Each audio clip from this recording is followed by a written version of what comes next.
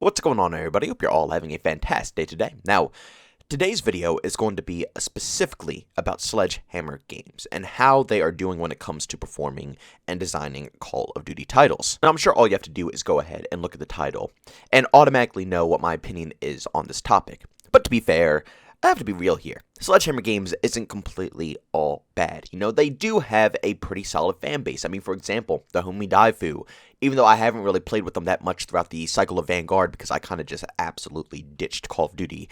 Once Vanguard came out, it was not on my plate whatsoever. But throughout all the past years, he's been a hardcore fan of Sledgehammer Games. He loves all their titles, Advanced Warfare, he loves World War II, and, you gotta give him props for what he enjoys, and tons of other people are out there as well who enjoy those specific titles. At the end of the day, we can talk as much crap as we want, but Sledgehammer Games titles still sell. They might not sell as much as Infinity Ward or Treyarch, but do they still get a massive dollar amount? Yeah, they still make crazy income, crazy bank off of simply a Call of Duty title. And also, one other thing that I've always respected Sledgehammer Games for, despite my opinion on how much I hate them, I've always respected them for the fact that they are creative. When it comes to Infinity Ward and Treyarch, over the years, it seems like a lot of their work gets a tad bit repetitive. I think that's one of the biggest problems with Call of Duty nowadays, is the game simply is not unique. Infinity Ward and Treyarch, they'll pump out these games, and yeah, like I said earlier, they make so much cash. But at the end of the day, the lifespans of these games die off in less than a month because there's nothing new to do. A lot of the times, these developers will change about like 1 to 2 core features and consider them, major game-changing things and then keep everything else the exact same way.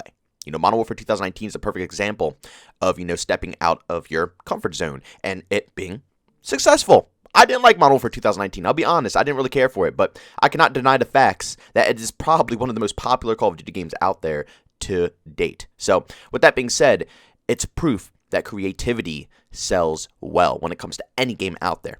And Sledgehammer Games has always been probably the most creative development team when it comes out of all the three.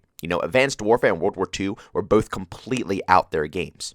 Out of all the jetpack games that I've played, Advanced Warfare is stupidly unique. Black Ops 3 and Infinite Warfare are extremely similar. Even though they do have their differences, I would say the jetpacking is a little bit more, what's the word I'm looking for, required in Infinite Warfare. You can't run around that much like you can in Black Ops 3 and use jetpacks, minorly. No, in Infinite Warfare, you had to always jetpack. You had to strafe jetpack, you had to do everything with your jetpack. So I will say those are kind of some tiny differences, but at the end of the day, they felt extremely identical compared to Advanced Warfare, which was completely out of there. It was its own unique experience. Same thing with World War II. World War II was another perfect example of Sledgehammer Games just being that development team. They don't care what people think of them.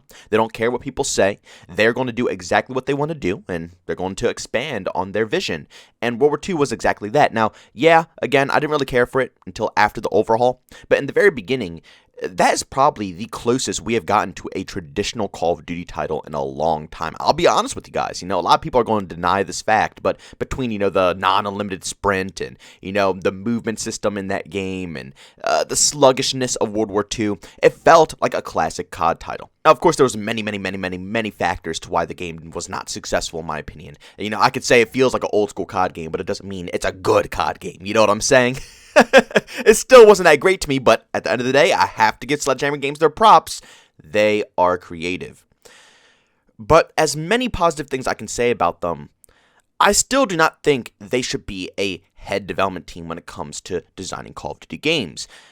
In my personal opinion, they should step down or should be pulled down by Activision to work as a official support team forever. As much as Sledgehammer Games has built their own fan base, we still have to all, acknowledge the fact that all of their games have been the least popular games ever made. And again, it's all opinion-based, because anybody who loves Sledgehammer Games will not agree with the statement, but just by looking at numbers, social media, watching YouTube channels, Twitch streams, anybody who plays anything revolving around a Sledgehammer Games title was not a very successful year. I would say Advanced Warfare was probably the best for content creation, mostly for negativity when it comes to commentary channels, but it was pretty good for the competitive scene.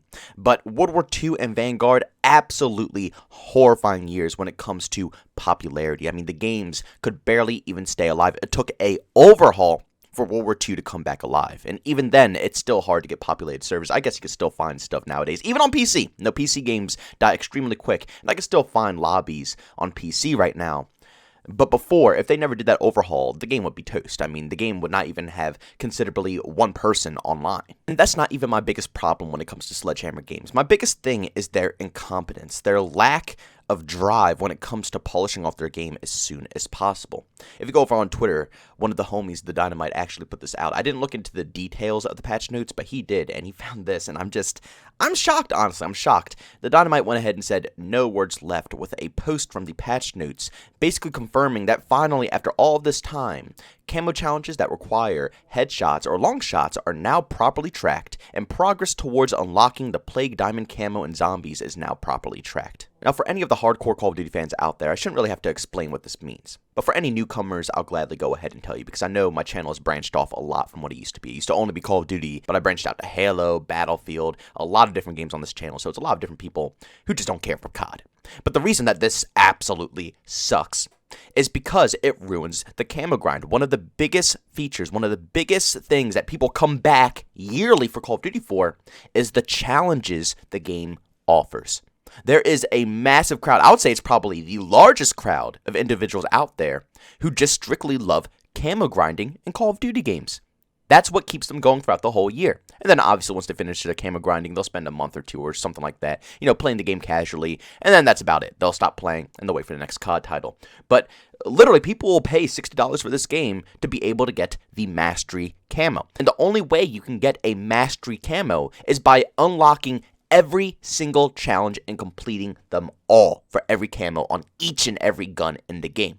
So even if you have one singular challenge that does not work correctly, it will literally destroy your whole overall grind. Meaning that until these developers fix this issue, you're not going to be able to get the Mastery camo. So it took 5 months for them to resolve this issue, something that is as crucial as the Mastery camo. I mean, they literally show off this camo every single year as some of, the highest achievements that you can get in the game. It took them 5 months to fix something as important as that. Basically telling any person, if they want to play the game and if they want to grind it, well, that frickin' sucks, because we have no intended date on when this will be fixed. It's a guessing game at that point. So, realistically, do you think people are going to wait? Do you think people are going to wait with no date for a fixed time for this to be resolved? In a game that all they want to do is grind for that camo? No! They are going to leave. I've had multiple friends who have ditched Vanguard for that very exact reason. This right here is what we call pure incompetence. And this pure incompetence has been leaking through every single Sledgehammer Games Call of Duty title I've ever played. And yes, it's not always the same type of incompetence. This camo grind has not always been messed up in the past, but they have always found something to screw up. In my personal opinion, when Sledgehammer Games shines the most, it's when they are a support team. Take Modern Warfare 3 for an example. Modern Warfare 3, everybody always knows that game for Infinity Ward, when in all reality, Sledgehammer Games was just as important, if not more important, for the whole overall project of Modern Warfare 3 than Infinity Ward was. And even though it's not the most loved Call of Duty game out there, I still feel like Modern Warfare 2 is a more popular, well-known title. Black Ops 2, much more popular, well-known, stuff like that. It's still extremely loved, and it's still a phenomenal game. I go back and play Modern Warfare 3 at least a couple to a few times a week. Every single week. That's how good of a Call of Duty game it is, and that's how good it holds up current date. It's just proof that if Sledgehammer Games is there to assist the other major development teams, Call of Duty turns out 10 times better than when they don't assist. So I guess Sledgehammer Games shouldn't necessarily be fired, but they should just simply be demoted and put as a support team for all studios, Treyarch and Infinity Ward. Because even though I know the reason that they're keeping Sledgehammer Games on making games, we all know the main reason. It's so they can build up hype for future titles that are made by Treyarch and Infinity Ward. But in all reality, instead of building up hype for those games, why not just make those games good? Why not just make them actual playable, functional titles that have more support on them than just clickbaiting us and trying to, get a quick buck off of your community? I think that would turn out a lot better, and it will gain a lot of respect from your overall community. But ladies and gentlemen, that's about all I have to say. I just wanted to share my opinion on Sledgehammer Games and also the current state of how Call of Duty is turning out. But ladies and gentlemen, thanks so much for tuning in this video. If you enjoyed it, make sure you leave a like. If you hate it, leave a dislike. Also, if you're brand new, enjoy the content, don't forget to subscribe and hit that notification button. Also, want to chat with me, there's two ways to do so: Twitter and Discord, both linked down in the description. And also, want to catch me live streams on video games and over on Twitch, link that is in the description as well. But guys, thanks so much for tuning in. See you on the next one. Peace out.